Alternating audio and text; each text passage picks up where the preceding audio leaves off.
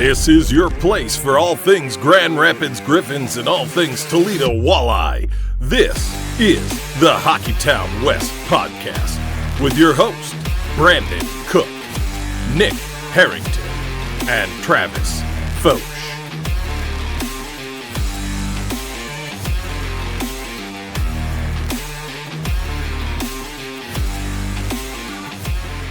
And welcome back to another episode of the Hockeytown West podcast, your source for everything Grand Rapids Griffins and Toledo Walleye hockey. I am one of your hosts, Brandon. I'm Nick.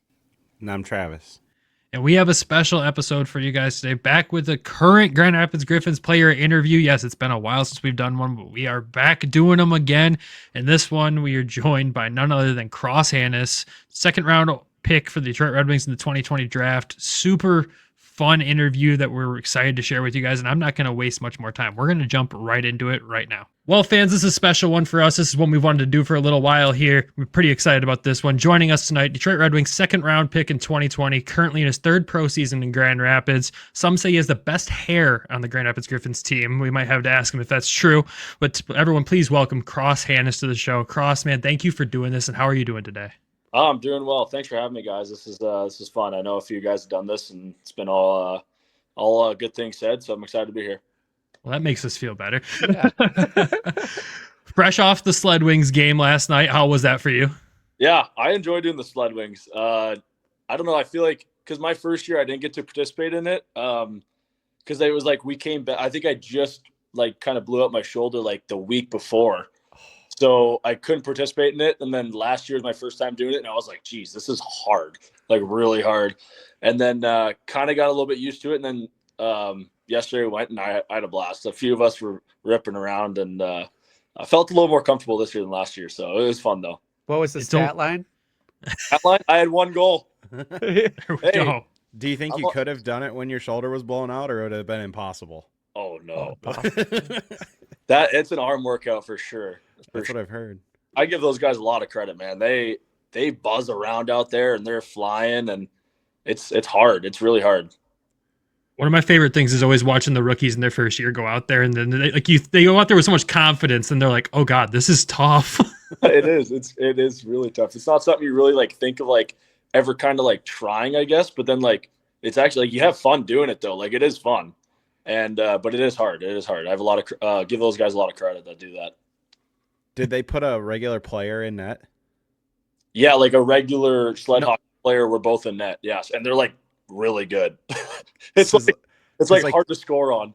Yeah, like Toledo, like for when they do theirs, they put like a forward in net or defenseman in net. They don't have a goalie play good. They don't have a goalie play goalie that day. Yeah, well, it's like for us, it's like even hard. Like you're trying to shoot with like one hand, and it's like then you like fall over. The puck doesn't really get up in the air too high unless you somehow get it up, and if you do get it up, the goalie just blockers it away all the time, and you got to really like put one past his sled, I guess. Not his feet, his sled. So before we get into your time with Grand Rapids, I want to go back in time. So coming from Texas, how did you get into hockey? Yeah, I get that question a lot, actually. Honestly, hockey down there is a lot bigger than people think and give credit to. Especially the recent success of the Stars has really helped that. And there's been some players kind of making it out of Dallas, whether it's juniors, it's some turning pro, stuff like that. So a lot of kids, and obviously it's a big city, right? Dallas-Fort Worth is a massive metroplex, and there's a ton of kids. Obviously there's going to be a ton of athletes. And obviously it's not as big as football or baseball is in the South, obviously. Those are huge markets for that. But me personally, like I'm half Canadian. My dad's from Canada. So all my Canadian side of the family plays hockey. My dad used to play. My uncle played. My cousins played. So it was just already grew up. I just grew up with it. I was born into it. And we moved down to Texas when I was I don't think I was even 1 year old yet. And my dad kind of started up kind of the hockey down there, or helped start up kind of the AAA programs down there, and then kind of led to the Dallas Stars Elite being the only AAA team. And yeah, we've been it's been a really good organization since, and a lot of teams, a lot of kids are really growing their game down there, and a lot of kids are going to be coming out of there, I feel like, soon. So do you give back in like the summer? Like are you involved in anything down there in Texas? Yeah, so my dad's still coaching down there to this day. He's a really big influence in the hockey world down in Dallas and Texas, and so every time I go down there, I get back, try to get back a couple months in the summer, maybe, or a month and a half, and I'm always skating with my dad, my brother, and my best friend, and just kind of, or some past teammates maybe, and if like who are in college and stuff like that. And if my dad's got some camps going on, then I'll definitely hop out there. And I always kind of like that side of like getting out there, helping out my dad and stuff. I've kind of been doing it since, I don't know, since I was even playing youth hockey. So it's just been fun for me doing that. And I try to do that every time I can. So, like, who was your biggest influence? Were you a Madonna guy, or who did you look up to? Yeah, in the NHL, so I was a huge Evgeny Malkin fan. But for the Stars, like the years I was kind of growing up, they weren't the best teams, but they had some good, they had some really good players. I think Modano was a little bit like he was kind of on his way out when I was growing up. So I kind of really saw like the prime of like when I was really young would be like Brendan Morrow's era, and like Zubov and stuff like that. And like my obviously one of my good buddies who's on I grew up playing with on Chicago Wolves now, Robidaw, his dad was on that team. And then my best friend from back home, his dad was the GM of that team at that point. So it was I was just kind of a fan of the team at that point. I was for player wise, I was a huge Evgeny Malkin fan growing up, though. I loved watching him. That's a good one right there. It's a great choice. Oh, yeah. Now, I've got to ask about one of your AAA seasons, your 2017-18 season. Point per game player, but 84 penalty minutes in 36 games. Were you just a menace on the ice that could score a lot, too? Like, what was going on that year? I don't know. I mean, I think that was the year I think I played up U16 when I was 15, and I don't know. I think maybe, yeah, had a good line. One guy went to the National Development Program. One guy plays in Union right now in college, and then so we had a really good line. We put up a lot of goals and stuff. And I don't know. I was probably just being a little ratty sometimes and trying. I don't know. Probably. I mean, we kind of see that this year with you. A little too much sometimes, but youth hockey, the refs like to call everything. So that's true. That's true. You decided to go the junior route and ended up in Portland. How did that happen? How did you navigate that? Yeah, so again, like I said, my dad and his side of the family is from Western Canada and Saskatchewan and stuff. So my dad played in the WHL, my uncle, my cousins, like it was always something I knew about. And like being a US kid, like especially like when I was younger, I was kind of one of the only kids that really only knew about it. I feel like a lot of guys my age didn't really kind of understand the CHL route compared to the college, just because as Americans you don't really learn about it too often. But fortunately, I was obviously growing up with it, and I got to watch Seth and Caleb Jones, who were from Dallas, go to Portland after they were at the NTDP program. And I was always just kind of like I was always watching my cousin who. He's in Rochester right now. He's kind of up and down with Buffalo, and I got to watch him in Brandon for years. And I just thought it was so fun. And he won the championship one year, and I just thought it was so cool. And I knew I kind of wanted to play in the WHL from a young age. And I was blessed to be drafted by Portland too. Just a phenomenal organization. I'm sure.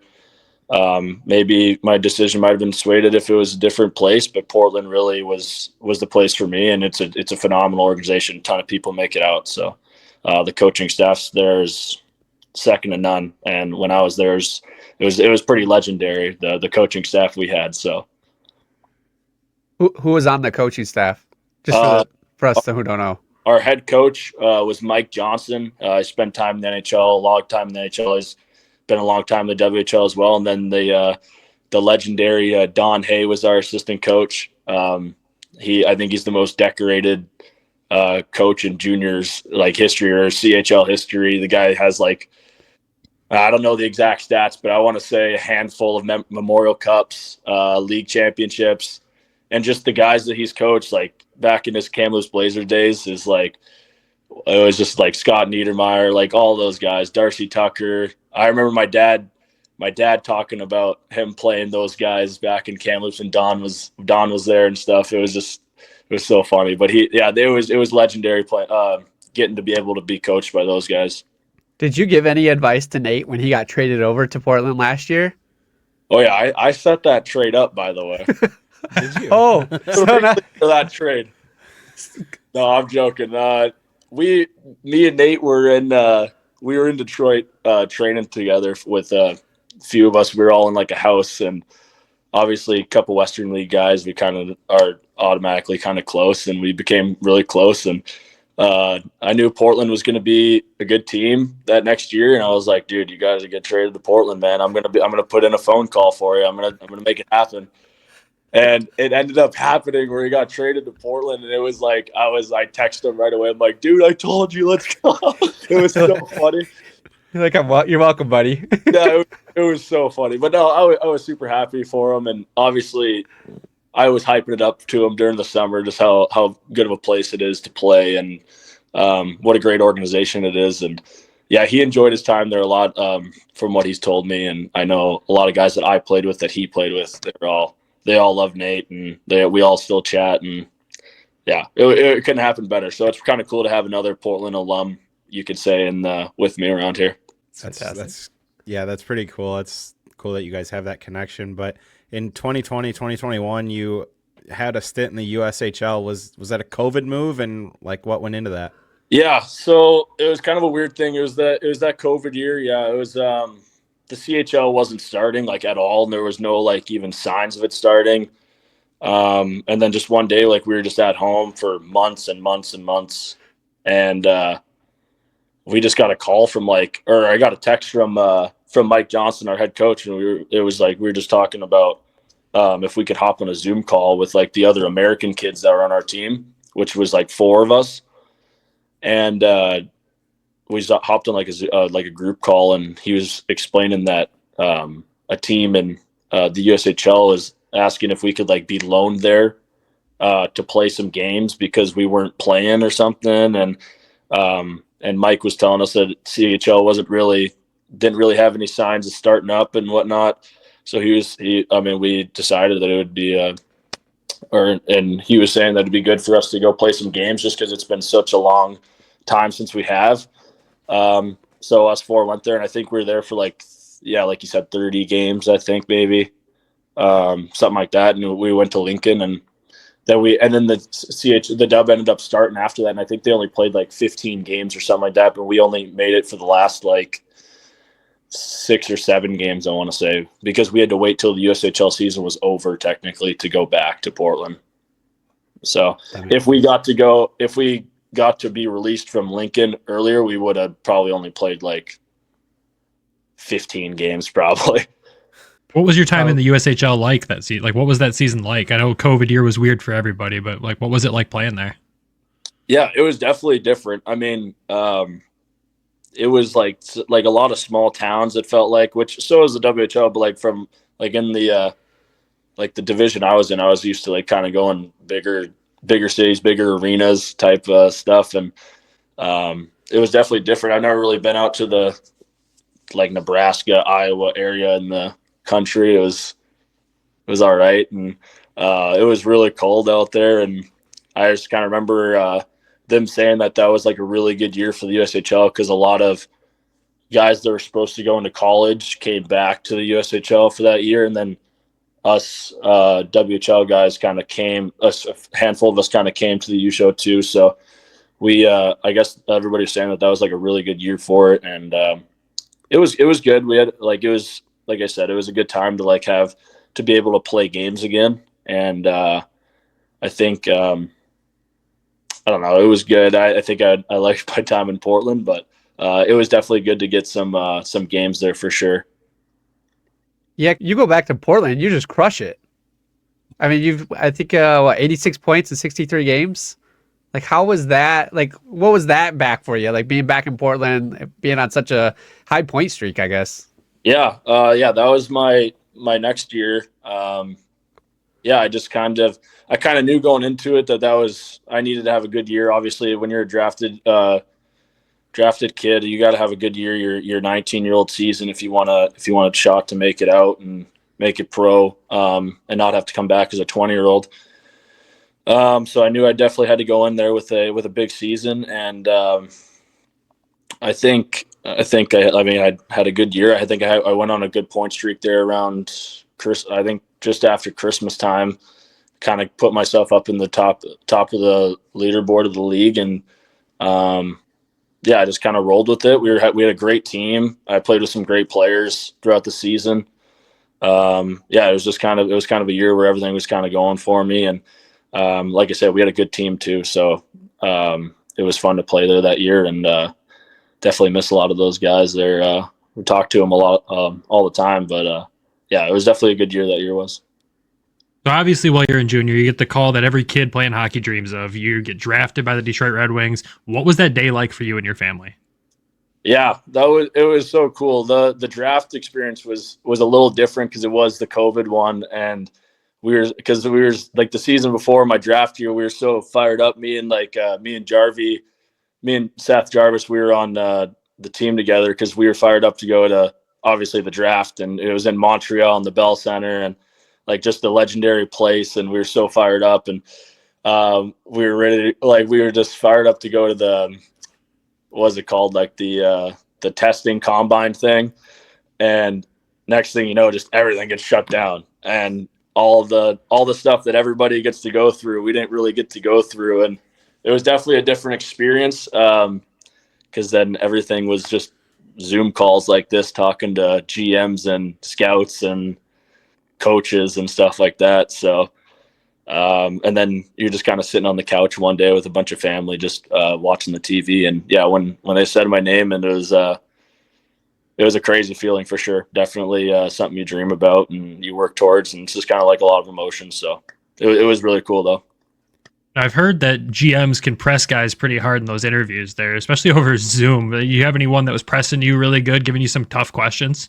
Some of them it was kind of weird over Zoom a little bit because you can't really like read the room. You're just kind of like looking at guys on these little squares, and some guys look really mad and some guys are like laughing at you. And I don't think a lot of them were good. They're great. I think a pretty typical answer for a lot of guys is Montreal usually asks a pretty interesting question. Something to do with like spirit animals and stuff like that. I think that was kind of the only ones that sticks with you that I really remember. That was kind of weird, but I don't know. Maybe it was just a tactic question for them. I don't really know what they were trying to get out of it, but I think they asked that to like everybody. That's an interesting one, but I've heard that before too, that they ask that to almost everyone, and it's just it's a weird question. It throws everyone off. It is. It's like you sit there and you're like, I don't know. I have no idea. And then you try to sit there and it's like dead silent for 5 minutes. You're trying to think of an animal. You're like, what do we do it here? The ghosts of the forum. Yeah. Seriously. So your pro career starts in Grand Rapids. What were your thoughts heading into your first pro game? Pro game? Oh man, I was so excited. I don't think I've been up for a game like that in a long time. I knew it was going to be super hard. Obviously, I was super just ready just to see how different it was and see if I was ready to play pro. And I had my dad flew up for the game, and it was pretty cool. I was super excited for it, and just that whole weekend in general. I think we were playing San Diego Gulls. They were in town for a 2-gamer. So yeah, a team we don't see very often, and when you start off with them again in your first career games, that's gotta be a fun one. What surprised you the most though about like the AHL when you jumped into that first game? Oh yeah, immediately you just feel like the ice just shrinks, and it's like everybody's bigger, everybody's stronger, everybody's faster. It's just everything's up with just another notch. You know what I mean? And but yeah, definitely the first thing, like coming at 20 years old and you're kind of like $175. Like you're just kind of sitting there and you're like, holy smokes, not much time out here anymore. So that's kind of the first probably thoughts you kind of have in your head. But then you adjust quickly, and that's all you can do. Now, you were sidelined with a season-ending injury your first year. How hard was that, and how tough was it to come back from? Yeah, it was tough for sure. I thought I was having a pretty good start to my season as a rookie there, and just to have it be cut short like that was pretty devastating. Honestly, thought I'd maybe get a chance at the end of the year if I was healthy and I kept going the way I was. And but things happen. It's the sport. You get hurt. I obviously didn't want to have surgery and have it be such a bad injury like that, but obviously had to get it done just to be ready. And I think by the time I had it done, I was slotted to just be around training camp the next year was to be cleared. So it was definitely a long time in rehab and stuff, and in just so much like sitting around off the start, and then you have to get to work with the rehab, and it's definitely it's a lot of work for sure. And there's a lot of days where you just got to show up and when you don't want to, and you just got to keep grinding out the same exact things all the time. And it was definitely a grind of a 10 month span, but coming back from the injury, for the game wise, it was definitely tough. You kind of go in and you start wearing this shoulder brace, and you never really worn before on the ice, and it's restricting your reach, and you can't really put your hand up. And so I hated that thing. I hated that thing so much until I got to take it off once they said after Christmas or January or something like that, and I was fired up because I couldn't handle that thing anymore.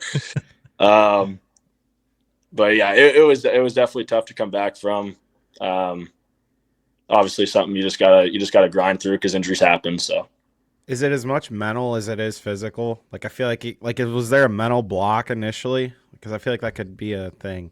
Yeah, you're spot on for sure. I think right away, your first instincts is when you get the call saying, "Hey, dude, your season's done. We got to get surgery." You're just straight up here, and it's you got to battle through a lot of stuff just to get through the first few days to know that your season's over, and you got to go in and get surgery and stuff. And it's definitely a mental grind too. Like I said, once rehab's going and you're in month 3, 4, 5, and you're in the meat of it. Like I said, every day it gets really repetitive in the rehab, and you just got to show up and keep doing all the stuff. And you can't, you just got to do it right to get better. So, yeah, it was definitely mentally hard just to get through it all, but it is what it is. There's a weekend in your rookie year that sticks out to me, and it was the weekend against Toronto in town, wearing the red, white, and blue jerseys, and you tore it up, man. How much fun was that weekend for you just overall? It felt like your coming out party as a rookie. Yeah. Oh my gosh. That's funny you say that, because me and Dog were actually just talking about that the other day for some reason. I don't know what brought it up, but yeah, that was super fun. Obviously, just getting an opportunity to be kind of out there in that situation of the game is all that you want to be. You want to be in those moments where you can be clutch and for your team, and ended up scoring one with I don't know exactly how much time left. I think there's 10 seconds left or something to tie it up, and just Van Andel erupted. It was crazy, and I was like, oh my gosh, this is sick. This is awesome. I loved it. Can't wait to do this more often. And then it goes to overtime, and I end up scoring the overtime winner. And I was just, I don't know. I'm a player that kind of plays with a lot of passion whenever I'm kind of feeling it and stuff. And I try to do that all the time. And I don't even think I remember what happened after I scored that one, and Van Andel erupted again. It was I don't even know what it was funny. Some guys were saying that I went for my celly. I was I finished up in the other end and stuff. I don't even know how I got there. But yeah, that was pretty fun. My first, I don't know how long that was into the season, but like you said, that was kind of my first weekend. I had a good kind of weekend with goals and stuff, and it was so cool. Just having it at home also was cool, just to see how. And that's kind of the start of the where you find out how such a special place Van Andel is, and the fans too. It was so cool for me. I'll never forget those. It was early in the season, and it was our first year as season ticket holders, and I think it was on a Saturday, and we were there Friday, and we're like, I don't think we're coming back tomorrow, and then we did, and we're just like, holy crap, look at Cross Hanas, like scoring both goals right there, like we were going crazy for you, like it was good, and it wasn't as big as the U.S. Canada game the other night, but it kind of felt a little U.S. Canada there. Yeah, no, it was so funny. Yeah, because I think the night before, I think we might have gotten pumped like 6-1 or something, or 6-2 or something like that. It wasn't pretty. Oh yeah, I know. I remember That season wasn't pretty. Yeah. Ugh. Anyways, moving on. So with this league, and you're saying kind of like everything's kind of shrunk in, and you're kind of a creative player. Like, how do you have to balance like that speed and that creativity in this league? Yeah, it's obviously it's a really hard league to score in for sure. I think there's a lot of great defensive players in this league, and goalies are really good in this league too. That's why it's such a low scoring league. But I think I don't know. I feel like sometimes just being simple is the best thing you can do, and it's sometimes I think just being simple works out the best it can. I don't know. I guess that's weird to say, just because there is such good defense and good goalies, that just maybe sometimes being more simple is the best thing to do out there. And I think I found like sometimes it might, like, obviously your first few seasons are definitely growing periods, and there's definitely been times where you try to make a move on a guy and the guy just strips you, or you and then it's down with an odd man rush to the back the other way, and obviously you're getting yelled at by coach, and you don't want that to happen, or the guys or stuff like that, or so you definitely have to learn how to manage the puck a lot better and stuff, and try not to maybe always go for these moves all the time. I mean, once in a while, if it's the right time for it, then you can, but I find that maybe just being more simple is more effective. now let's talk about this year's team a little bit. Obviously, we're going through a rough stretch right now. Just how are the vibes in the room, and how are you guys battling this? Yeah, obviously we are going through a rough stretch right now. Honestly, like when you go through stretches like this, I mean, it just feels like nothing goes your way. It feels like bounces don't go your way, calls don't go your way. It's just like feels like something you can't get out of. It's like quicksand. And but honestly, like we've been pretty happy with the way we've been playing. Like we've been playing pretty hard, and then we'll have one period where maybe we take the foot off the gas a bit, and that's where we get behind. And we've been really trying to dial that in as a team. Kind of just, if we want to be a team that's at the top of our division and win our division, we can't have periods like this that we kind of just get we get our we just kind of get handed to. And so we're definitely trying to clean that up right now, and definitely on the scoring side of things, where we've been kind of in a slump, obviously. And I mean, you need to score goals to win games. It's pretty simple as that. And just like I said, like I just feel like the bounces kind of haven't gone our way, and for that reason, I feel like some games haven't gone our way either, and some calls. But you can't always blame it on that stuff too. So. There's been one really nice positive to pull out of this stretch, though, is that your line, that fourth line there, it's been buzzing, man. Seider has been playing great. Hunter got his first pro goal the other night. What's it like playing with those two guys? Yeah. When we got slotted together, I think we've played about eight games together now. I think just right away, I don't even know. I think we were just maybe changing up the lines. We just got kind of put together, and I think just right away I usually kind of like to talk to my line mates before the game, just and like I said, those two guys, they just try to play the game like a simple game, and a hard game too, and that's kind of something I try to do also, is play a hard simple game as well, and just kind of do what I need to do, if especially if I'm not scoring goals or whatever. So if I have to play a fourth line role, I definitely want to play a little bit more of a simple and definitely more of a hard game. And that's something those guys do a great job at. And I remember, like, we always chatting, and we've been on the same page really well lately. And our focus has just been, we've been simple, hard, get pucks to the net, get bodies to the net, and it's been working out for us. We've been getting a lot of chances just through work ethic and playing simple hockey. So it's been fun lately. Is it kind of calming out there too with a guy like Hunter who will punch someone's head off if he needs to out there? Because that guy plays a style of game that we fans love, right? They always love the fighter, the rough and tough guy, but he's got that offensive upside too. But it's nice to have that guy to go out there and kind of clear space around you too, isn't it? Yeah, I mean, I think that's a thing that all three of us do pretty well. I mean, all three of us aren't shy to use our body, and obviously Hunter's got a huge body on him, so he can kill some guys. But obviously Siegs is a big guy too. He uses his body great, especially around the net.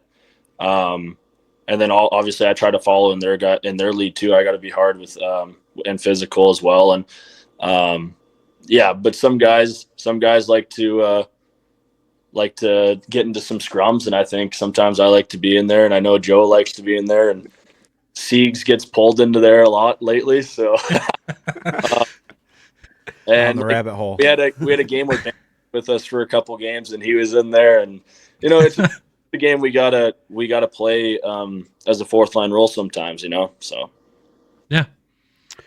So we were at practice last Wednesday, and you were pretty loose. You're pretty joking around with a lot of the guys. I think at one point we were watching, and you yelled that you were Joe Pavelski. I think that's what the line was, Brandon. That was when he was doing the tip drill with Nate. Yep. Yeah.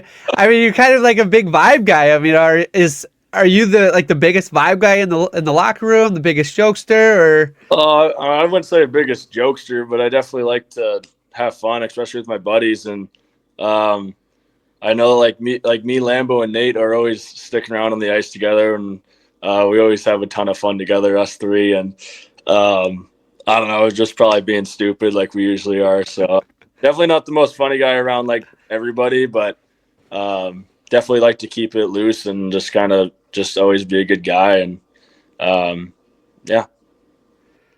Who is the biggest jokester on the team? Biggest jokester. I mean, Waddy's pretty funny. He's a big chirper, so he's like a funny chirper. I don't know. There's a lot of funny guys. I mean, I think Ammo's really funny. I think Nate's funny. I think everybody's kind of funny in their own way. Like Wally's funny too, just because he never says anything and then he will, and it's just funny. Those are the ones that get you. Yeah, there's a lot of one-liners. It's humor in the locker room for sure. It's a good time. What's Dan Watson like as a coach, and what's your relationship with him and other coaching staff overall like?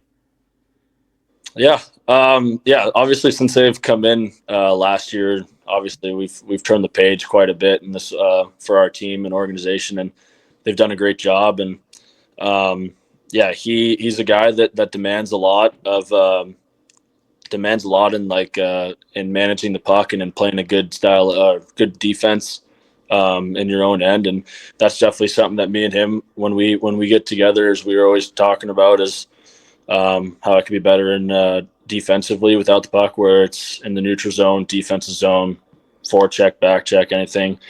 Because that's somewhere I like to grow in my game, and just to kind of try to be a complete 200 player. And he's been great with me for that and helping me out. And he's definitely a guy also that some days that we come in, he definitely wants to lighten up the mood. Like it's been nice lately, just with the rough patch we've had, is we come in and seeing him in a mood that's kind of light, and it kind of calms the locker room down too. It kind of bleeds through it. And it's been really good for us that way. And we've had some really good practices because of that, I feel like, lately. And but he also is a guy that demands a lot too. So he gets on us when we need a butt kicking, and that's also good for us. I mean, going into some games in intermission, he gets on us and for a bad period, and we come out and we have a great period, and we come back and win the game. And I think a lot of credit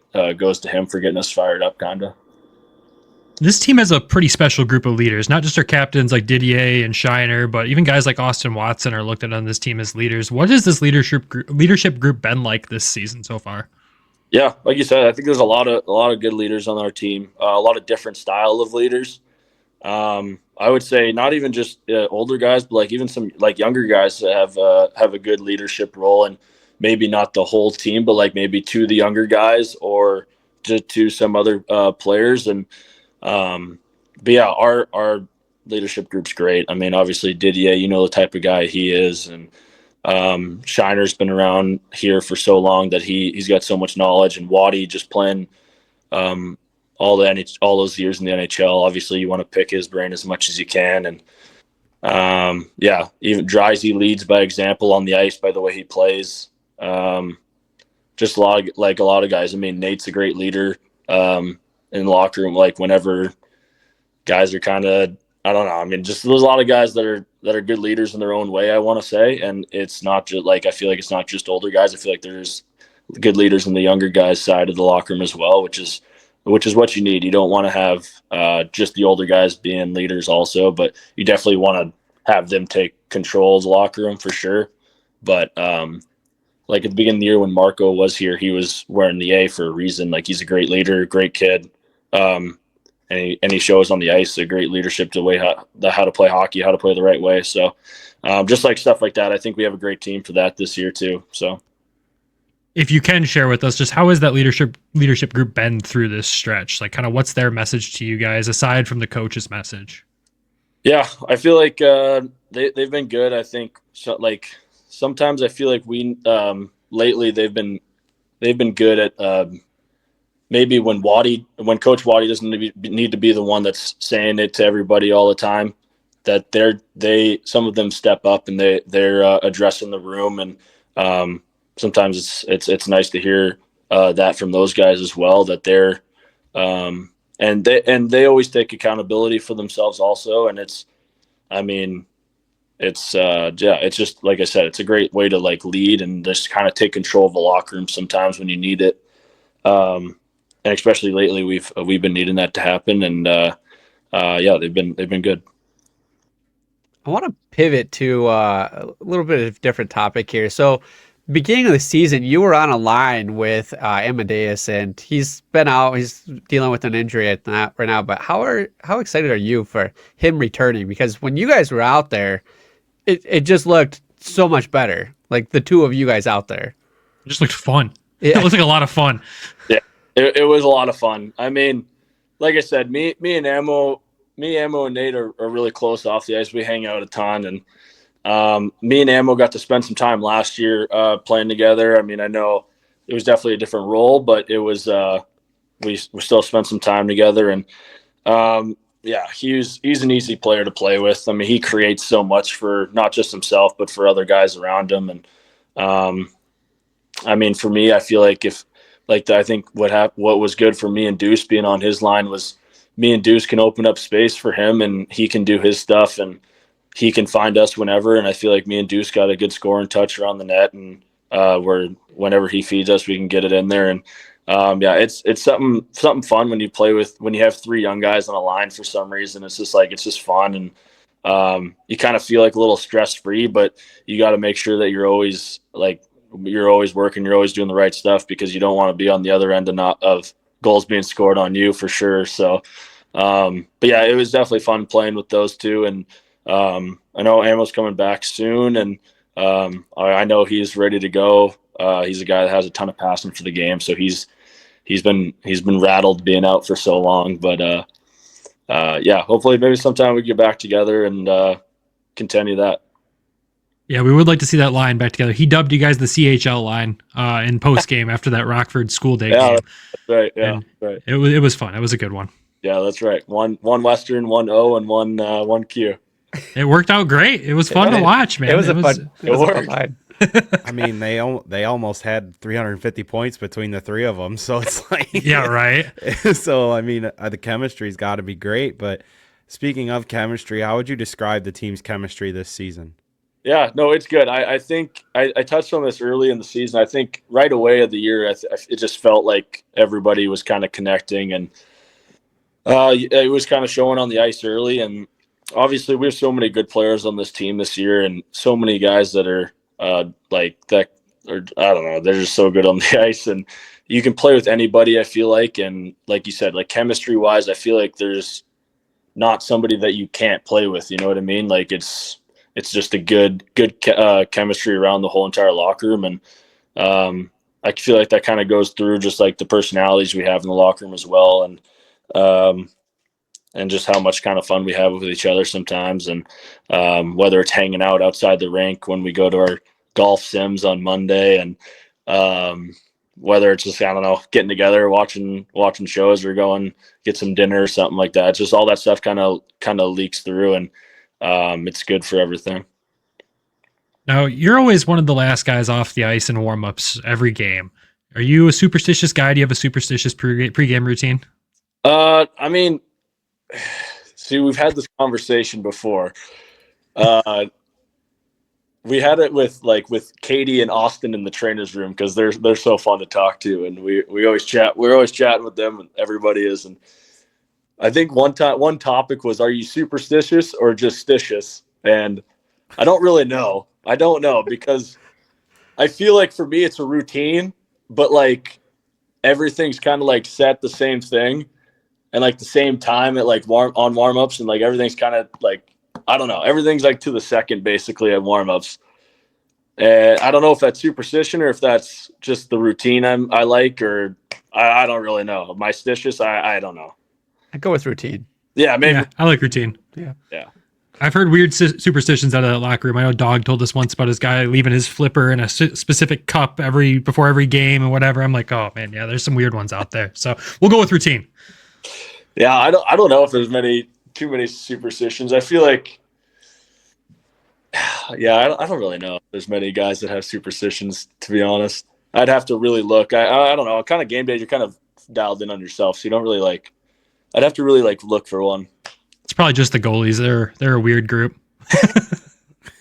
Hey, you said it, not me. Yeah, there you go. No, those guys are great. This summer, so it was reported that you were out in Detroit working out with the guys. Who did you end up working out with? Yeah, I've been there the past ever since I got drafted, all the summers. So every year we kind of have a different group, but this past year was like me, Kos, Gylander, Nate. Obviously kind of Draper's there before he goes to school. Mays was there. Boomer was there. Yeah, it was kind of that. I mean, if I'm missing anybody, can't really remember, but yeah, we have a good time always, usually in the summer. We always get to the rink, skate, work out, get our work done. Usually hit the golf course after that. Was it any of the Red Wing players right now that are playing? Yeah, a few of the guys stick around for the summers. Usually the past few years, Rass has always been there. Sherratt's been there. Petrie. I want to say Simon came in later in the. Yeah, Simon was in there this summer. Yeah, I think kind of just that. Hoos was there. Yeah, it's just kind of whoever's down. Were you able to take any advice from any of those guys, or any tips or hints? We kind of just go out there and do like skill skates with Blazer, and it's light. Like you definitely get your work in, but we definitely try to keep the mood light and fun. And some of those guys are obviously very, very good at hockey, and it's definitely fun to be out there with them every single day. And yeah, like just pick your brain, or getting chirped by Sherratt is fun. Do you have any personal goals you're looking to hit before the end of the season? I mean, yeah, I always have personal goals. I think mine kind of just going. I mean, I would love to get a certain amount of goals and points, but I mean that doesn't really matter too much right now. I mean, I know the slump that I'm in for goal scoring right now, so haven't really tried to been thinking about that stuff, but more just like team stuff. But for personally, I kind of just take it shift by shift. I tell myself maybe just try to do something positive every shift I'm out there, positive impact for our team, and always work my hardest. So I think that's just kind of the two things that I always remind myself before I go over the boards there. So not too many goals, but for team goals, we definitely want to get that division championship this year. So I think we can do it. Any favorite memory that you want to share for your career that you've had so far? Favorite memory? Yeah. Well, you can't use the other one we already talked on. I know. I was about to say you guys touched on it for my pro one, probably. I don't know. I think maybe juniors probably just. I think my draft year we had one game we were tied with the Everett Silvertips at the top of the league right before we got cut short for the COVID year. I think we were like 8 games short, and they lost one night, and we ended up going to overtime, or we saw that they lost on the scoreboard, and we were going into overtime. Or no, I think we were going into overtime, and we saw that they lost, and we needed to. If we won, we were first place in the league and our division. And then I ended up scoring the overtime winner, and it was like a pretty packed building that night, and it was pretty cool. My parents and my grandparents and my uncle and my 2 cousins were there too. So that was probably one of my most special goals I probably scored in juniors. It's probably that. And we ended up claiming the Scotty Monroe, which is the regular season championship, even though we were 8 games short, cut short. So it's all good. I have to start calling you Clutch. Right? No, maybe. I don't know. Probably not. So with every guest we have on the show, we do a segment. We call it one-timers. It's rapid fire questions. So we'll throw a few things at you. Give us your answer, and we'll just jump into it. So All first one, favorite hockey player. Growing up, Evgeny Malkin. Now, probably, I like watching Marner and Rope Hintz. Ooh. Favorite arena you've played in, not counting GR. I like maybe I'll say Toronto in preseason. Ooh, there you go. That place sold out. It's so cool. Oh, I bet, man. Favorite arena snack. Arena snack, popcorn. I'm a big popcorn guy for snack. Favorite arena to play in the American League. That's not Grand Rapids. Ooh, I like going to Texas just because my family gets to come, so I'll say Texas. There you go. Worst arena in the American League to play in. Chicago or Rockford. Yeah, that checks out. Are you music guy or podcast guy? I'd say a little bit of both. Favorite bus trip activity? I like playing cards with the guys. It's a common answer. Pineapple on pizza? Not for me. Yes. Favorite road trip movie? Ooh. Oh man, we just watched a good one the other day. We watched Talladega Nights on the way to Iowa. That was a good one. That's a great choice. Hobby outside of hockey? I'm a huge sports fan, so I really enjoy watching sports and kind of just like being, I don't know, I'm just a huge sports fan, so I love watching sports and trying to start up kind of reading more this year too. So I'd say those 2. Nice. And the hardest one, favorite teammate? Favorite teammate? Oh man, that's so hard. I don't know. I got too many of them. I like them too much, but I'd probably say my Sopran bros and Lambo and Nate. I like it. Well, man, this has been an absolute pleasure. We appreciate you coming on the show. The one last thing I have for you, we give it to every guest that comes on, just a message to the fans from you for the rest of the season. What do you have to say to them if you could talk to all of them in one room right now? No pressure. Well, first off, I would say we appreciate you guys a lot. Obviously, every game that's a packed Van Andel is the most fun games to be in, whether it's Wednesday or it's Friday or it's Sunday. It doesn't matter. We always like playing for you guys, and your guys' energy definitely helps us out there. So take that to heart. Perfect, man. We appreciate you so much for doing this. Thank you for your time tonight, and good luck the rest of the season, man. We're looking forward to seeing what you guys do. Yeah, appreciate it. Thanks for having me on, guys. This NHL season has been as predictable as a puck rolling on its edge. No one knows where it's going, but that just means there's time for your favorite team to figure things out. And games left for you to get in the action at DraftKings Sportsbook, an official sports betting partner of the NHL. It's super easy for first-timers to get started. Try betting on something simple like picking a team to win. Go to the DraftKings Sportsbook app, select your team, and place your first bet. And if you're new to DraftKings, listen up. New customers bet $5 to get $150 in bonus bets instantly. Download the DraftKings Sportsbook app now and use code THPN. That's code THPN for new customers to get $150 in bonus bets instantly when you bet just $5.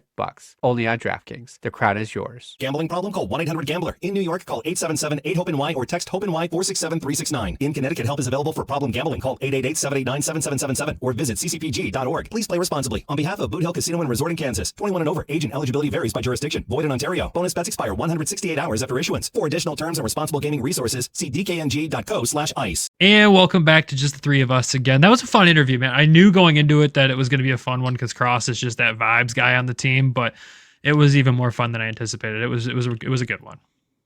I felt bad. I felt like with the stretch that we're in, we kind of gave him some tough questions but you know, I think he wore a letter in his junior year, so He did in Portland. Yeah, and he handled the questions pretty well, I thought. But the whole Nate thing was interesting, how he backdoored all that. So we'll leave that for the listeners. Kidding. He was totally kidding about it, but you know, Sure. at the same time, who knows, right? But yeah, we did have some tough questions, and it's, again, just bad timing, right? The interview has been scheduled for a little bit, and then the stretch happens, and he just happens to be the first guy we talked to. So sorry, Cross, but like you said, Nick, he handled it well. He answered the questions well, and still, overall, I had fun doing that interview. I just want to get your guys' biggest takeaways from talking to Cross Hanas. I'm going to go to you first, Trav. Just what was your biggest takeaway from him? Just how much of a vibe he is. He seems like he's so much fun to be around. He would be a great teammate, and you can tell he's pretty tight with a couple of the guys on the team. So I learned a lot about him. I didn't know a ton about him. With being down here, you don't really see a lot of the guys like you do on a consistent basis. So it was just fun to hear, like, coming out of Texas, how he went to the Dub instead of playing NCAA and then getting drafted. So just really cool. Yeah, I would agree. Nick, what about you, man? His favorite memory was one of my early memories of a season ticket holder of being at that game against Toronto where he scored both those goals, one to tie it and then one to win it in overtime. And I remember that was their first year as season ticket holders, and we were there Friday and we were just I don't know if we'll be back. This is exhausting of going to this many games this early all the time, and I'm glad we did, and I'm glad we were in the Van Andel to see it, because that was a special memory. And I always think that's what's attached to me to Cross Hanas is those two goals, really. So yeah, that was pre-podcast time. We didn't have the show around then. It started at the end of that season. So maybe his goals inspired the entire show that we do today. Maybe, who knows? That's what got us back into it. That's because it was a rough season. But yeah, I mean, for me, man, it's just like you guys said, he's a vibes guy. He's a fun guy to be around. He's always a guy that's in a positive mood, win or loss, down in the locker room after a game. They all hate losing, but he's just always finds a way to make a positive spin on things. And the way he talks about his teammates as well, like Travis said, he seems like a great teammate to have in the room. And it's one of those guys that you can tell, he's not happy with his production right now. It's no secret. You can tell just by the way he answered some of the questions, but it's a guy that you just really hope finds it and gets back to what we know, because what we started to see in his rookie year shows everything is there, and I think he will find it. And when he does, it's just going to be another big boost for this Griffins team that could use it. So, and what we didn't even mention to him, we have a history of the show with these little podcast bumps these guys get after being on the show. So if you're betting on a goal here soon, probably Cross Hanas, because we interviewed Sebastian Kosa. He's called up the next week. We've had a few other guys too that we mentioned or talked to on the show, and they just go off after that. So maybe it's just a magical touch we have. Who knows? We just haven't figured out how to power or rein in that power just yet. this is the spark that the team needed. Right here. It was us. Let's hope so.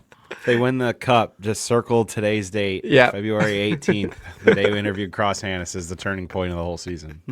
Yeah, there's always that one turning point. Maybe it's us. Yeah, right. With that, though, we'll wrap this episode up. All this episode was the interview. We won't go into anything else. We do have 2 separate episodes this week. One covering the Griffins, which you should already see out there, posted for everyone to go enjoy, and we'll recap this last weekend's games. And, of course, we have an episode coming up with the Toledo Walleye recap as well, so be sure to keep a lookout for that. But I have nothing else to add. As always, thank you to the sponsors of the show, DraftKings and Everything Hockey. Make sure you head over to everythinghockey.com. Use code WEST to save a few bucks in the order and support the show. And, of course, a huge thank you to our Patreon subscribers as well, and those currently are Alan, Derek, Elaine, Griffin, John, Lori, Michael Alsante, and Randy Zick, and Claire Boughton. You almost forgot Randy. He's going to fight you next time he sees you. He's How got dare something you. for us, too. I know. But yes, thank you all. If you want to join them, head over to patreon.com/Hockeytown West Podcast. Check out the tiers over there and join in on the fun over there. We post some exclusive stuff, unedited episodes, all the fun stuff that we could possibly post over there, with plenty more things coming too. So keep an eye out over there if you're already subscribed. If you want to join them, like we said, patreon.com/Hockeytown West Podcast. But with that, everybody have a fantastic rest of your week. And as always, go Griffins, go Walleye. Love you. Bye. Thank you for tuning in to the Hockeytown West podcast. Be sure to check us out on Twitter at HockeytownWPod and your host, Nick at GR Hockey Guy and Brandon at BrandonGR Hockey.